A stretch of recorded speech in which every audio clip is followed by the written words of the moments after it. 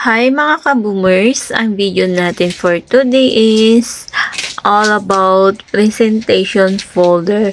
Ito ay personalized at ako mismo yung gumagawa ng aking presentation folder.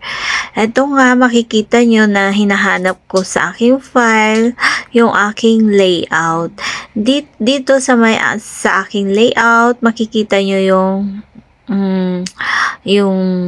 MBA Insurance, yung YouTube channel ko which is The Glam, even yung online shop ko is nakalink sa TikTok, and Shopee account ko is nandito, and even yung DJ Heaven Travel and Tour, then nandito rin yung mga contact number ko.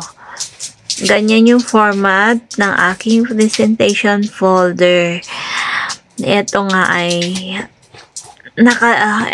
nakalagay sa may loob ng folder. Ayan nga, hinahanap ko siya sa aking file bago ma-print. Ayan.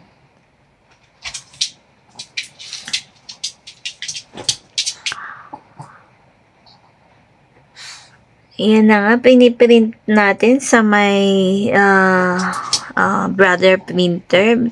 Brother yung gamit ko kasi ito ay economy. Hindi siya masyadong magastos sa ink. Then, pag na-print na lahat yung layout mo, lalagyan naman natin ngayon ng Photoshop.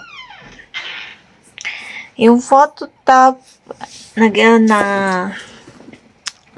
ginamit ko is in-order ko rin sa my TikTok account, and even yung folder.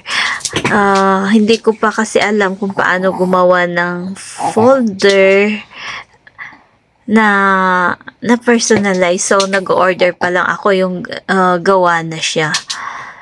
So, ganyan nga yung loob niya na ginamit ko. And yan yung outcome niya. Aside from that, dun sa front ng presentation folder, andun yung logo na insurance and yung plate number ng kliyente.